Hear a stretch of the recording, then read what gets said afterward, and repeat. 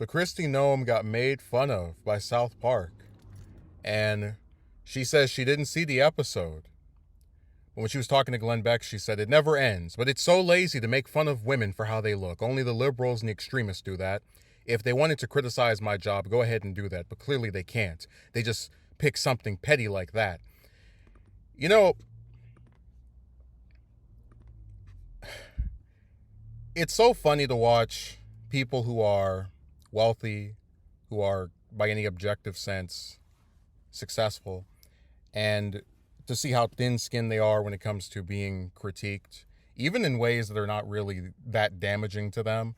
So in the episode, they make fun of her appearance, and they also make fun of her autobiography where she, mentions shooting, poor little cricket.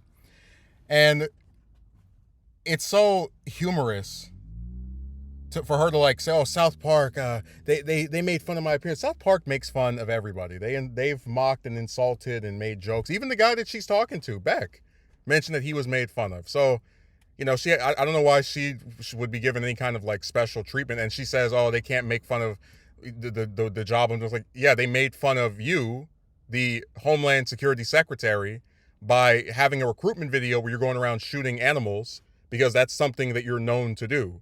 Of course, the reason her comments don't mention that aspect of it is because she's trying to live down what she did in the hopes that she'll eventually, in the event that she runs for president in 2028, people will forget about that scandal. But it's interesting when politicians are so, like, you're in a very high profile position, the most high profile you've ever been. Immigration is Trump's signature issue.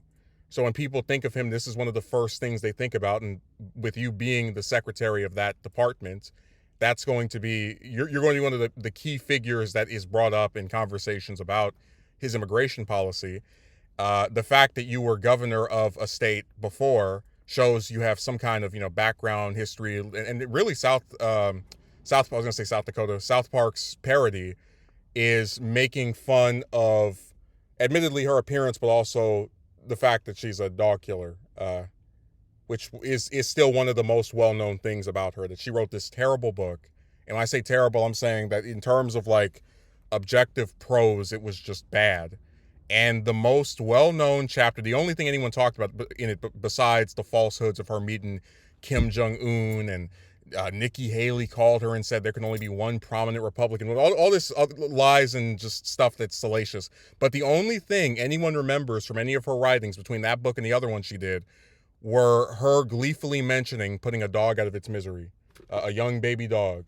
So hopefully she gets mocked some more. And, like I said, don't feel sorry for these people. They are very wealthy. They're in positions of power. And when the populace feels like they're doing something wrong or doing something that's goofy, they have a right to make fun of it.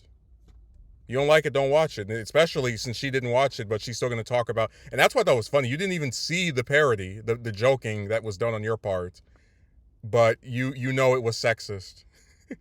I don't know. I would think you'd have to watch it to know if it was relating to your gender.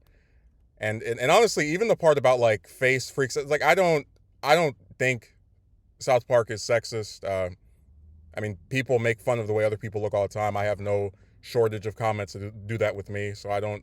That's why I said my sympathy for her is very limited.